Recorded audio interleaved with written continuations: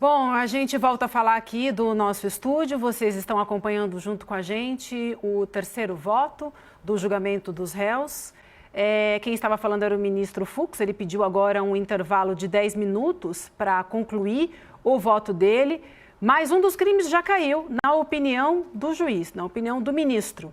Então, ele declarou como improcedente o crime de organização criminosa. Bem, Vivian, a gente elogiou ontem aqui os votos extremamente didáticos de Flávio Dino e do ministro Alexandre de Moraes. É exatamente o oposto do voto do ministro Luiz Fux, que, da forma comum até ao STF, fez um voto muito jurídico, que é comum, mas nesse julgamento a gente esperava que os juízes se esforçassem para fazer um voto didático para todo mundo poder entender. A gente entendeu o que o ministro disse, apesar do rebuscamento jurídico, o ministro não votou. O começo do voto dele é para considerar improcedente o crime de organização criminosa. Quer dizer que ele vai votar assim nos outros crimes imputados aos réus? Não sabemos, César, mas os indicativos são muito ruins, começando pelas preliminares, que ele votou exatamente ao contrário do que a gente imaginou que ele votaria, né? Ele incorreu numa série de contradições, apontou uma série, fez todo um malabarismo retórico, como o William muito bem colocou, utilizando o juridiquês. Agora, Vivian, no limite, a despeito de discordar tudo do que o ministro Fux disse nessa ocasião, a despeito da incoerência que, como eu vejo, caracteriza esse voto esquisitíssimo dele, no limite, esse é o devido processo legal e é disso que se faz o tecido da nossa democracia. A divergência é importante. Então isso reforça, como eu vejo, isso reforça o julgamento desse processo pela Corte Constitucional do país, pelo STF, e está aí, tem uma divergência. Muito provavelmente ele deve aprofundar essa divergência a hora que ele retomar o voto, e isso é absolutamente legal e constitucional, que seja, tudo bem, ele apresentou os argumentos contidos num voto. Se esse voto for vencido, que siga-se o trâmite normal do que deve acontecer durante um processo plural no qual as divergências são contempladas. Agora, apresentou as divergências, teve o seu voto derrotado, você foi voto vencido, siga-se o rumo que deve seguir, sem futuros questionamentos, considerando tudo aquilo que já foi apresentado e que ele teve a chance de elaborar. Como eu vejo, deu uma série de argumentos para o bolsonarismo. A gente já tem bolsonaristas trabalhando com o material que ele apresentou, a gente já tem o PL trabalhando com o material que ele apresentou. Agora, muito bem, tudo isso faz parte do devido processo legal e do pleno funcionamento da nossa democracia, que é o que a gente vem dizendo o tempo todo. Não existe nenhuma ditadura da toga. Isso faz parte do processo como ele está constituído e essas divergências devem ser verbalizadas. Ele teve chance, está tendo a chance de fazer isso. Mas chama atenção, passando a bola para você também, a gente discutir isso aqui enquanto a gente estava... Meu mic está ligado, não está não? Tá? A gente discutia, enquanto a gente ouvia o voto do ministro, no cavalo de pau, né, que ele deu, no 180 que ele deu, no julgamento do Lula, né, que ele foi um dos juízes mais punitivistas, né, foi ele que, por exemplo, não permitiu que o Lula fosse visitar, fosse acompanhar o velório do neto, para um juiz agora completamente diferente, né, indo para um outro lado. E chama bastante a nossa atenção esse cavalo de pau que ele deu, né? Um jurista que eu respeito bastante, o Augusto Arruda Botelho, que vem bastante aqui no CL, disse que o voto do ministro Fux diverge bastante do voto de outro ministro, né? Do ministro Luiz Fux. Isso. Porque é completamente diferente das posições que ele habitualmente tem.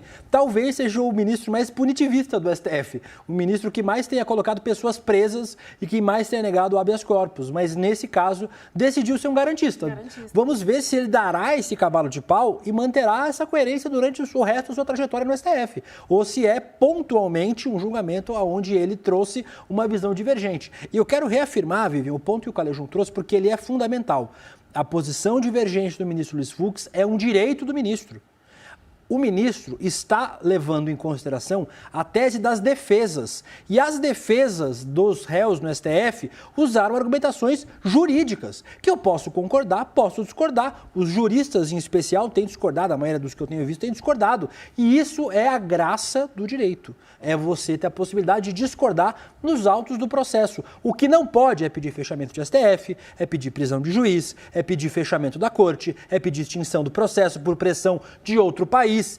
Isso está fora do nosso sistema jurídico. O que o ministro Fux fez, você concordando ou não, eu concordando ou não, e eu divergi na maioria dos pontos apresentados pelo ministro, está dentro da lei, está dentro do nosso direito. Sabe o que isso faz, César Calejum? Legitima o processo contra os réus. É um direito à divergência. O ministro vota de acordo com sua consciência, com seus pensamentos em relação aos fatos apresentados. E é um direito do juiz divergir. O ministro Fux pode votar como ele achar melhor. A gente acredita ainda que a votação, se for pelo caminho apresentado, César, terá uma divergência, mas ele pode acabar condenando os réus por outros crimes. O voto continua daqui a pouquinho, mas isso legitima o processo contra os réus. É um processo legítimo, legal, no foro adequado e que vai acabar, a gente acredita, pelo andamento, condenando os réus. Peraí, eu queria chamar um vídeo, porque tem a ver com isso que o William está trazendo agora, que é quando ele fala sobre o foro, porque ele fala o seguinte, ele relembrou aqui a anulação da condenação do Lula ao defender o julgamento em plenário. Em seu voto, o Fux lembrou que o STF já anulou um julgamento por incompetência relativa para argumentar que, no caso da ação envolvendo o Bolsonaro, estaria sendo desrespeitoso o foro apropriado pelo caso, o plenário do STF. A fala foi em referência à decisão do STF, que anulou o julgamento do Lula pelo ex-juiz Sérgio Moro. A gente está falando de 2021. Na ocasião, os ministros entenderam que o Moro não era o juiz competente para julgar e acabaram anulando as condenações. Acontece que nesse julgamento agora, gente, o Fux votou contra a anulação, que agora ele usa como precedente. A gente tem esse trecho, vamos rodar e depois a gente te ouve, César. Devemos relembrar que esta Corte anulou um processo com mais de uma centena de recursos por simples incompetência relativa de foro e nós estamos diante de uma incompetência absoluta, que é impassível de ser desprezada como vício intrínseco ao processo. De sorte, presidente, que mantendo a minha coerência que manifestei no recebimento da denúncia,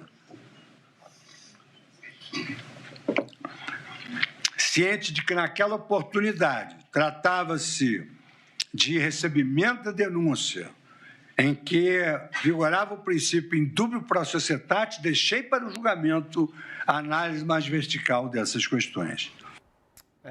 Veja, tem uma questão que é notável aqui, que eu nem vou descer nesse detalhe de como ele se apresentou, de fato, de uma forma punitivista durante a Lava Jato, e agora está inclinado ao garantismo, falando do juiz natural e esse tipo de coisa. Nessa ocasião mesmo, Vivian, por quê? Veja, o Fux diz que ele não reconhece basicamente a competência do STF para atuar nesse caso. Tá? Só que ele já deliberou para condenar muita gente do 8 de janeiro. Bom, agora, ministro, então o senhor deveria ter manifestado essa discordância o tempo todo e se negado a, eventualmente, deliberar sobre a condenação das pessoas do 8 de janeiro.